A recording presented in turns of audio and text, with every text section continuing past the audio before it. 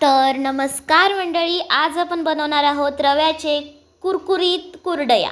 तर त्यासाठी आहे ना आपण 1-1.5 किलो साधारण रवा, बारीक रवा चाळून घेतलेला होता आणि तो एका पॅकबंद डब्यामध्ये, म्हणजे आपले जे डबे असतात ना त्याच्यामध्ये तो रवा भरून ठेवलेला होता आणि त्यात रव्याच्या 2 बोटांवरती पाणी बसेल एवढं त्यात भरायचं।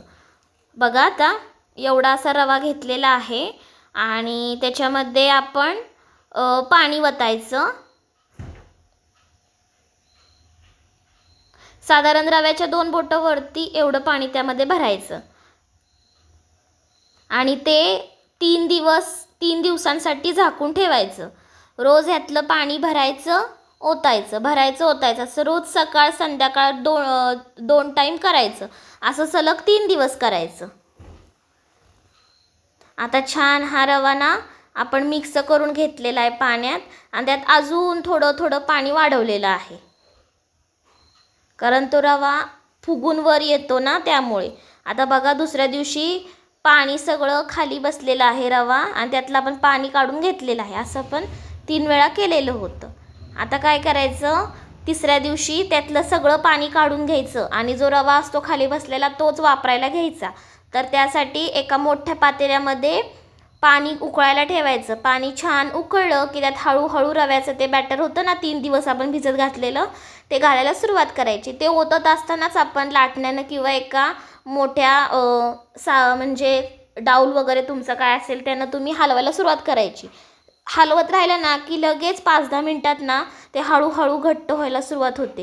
हे बघा अजिबात त्यात गुठळी होत नाही आणि काही नाही। मी तुम्हाला एक छान ट्रिक सांगणार आहे, मी तुम्हाला सांगितलंय ट्रिक सांगणार आहे एक छान, त्याच्यामुळे व्हिडिओ शेवटपर्यंत बघा।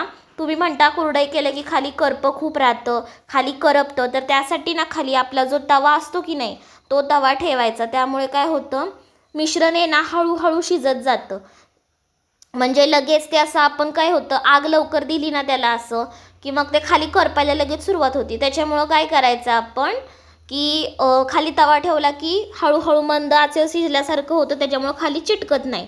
आणि हे बघा आम्ही सगळं पातेलं तुम्हाला स्वच्छ दिसेल, मी अजिबात काही खरडवलेलं नाही आहे।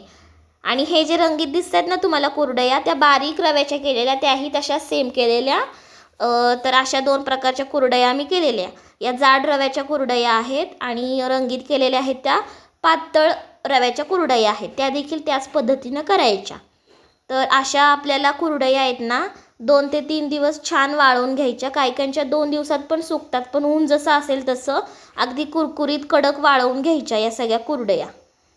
एकदम छान तळल्या गेलेल्या कुरडया आणि खूप मस्त फुललेल्या देखील होत्या बरं का, एकदम कुरकुरीत खुसखुशीत झालेल्या होत्या। व्हिडिओ आवडला असेल तर लाईक, शेअर, सबस्क्राईब करायला विसरू नका। धन्यवाद।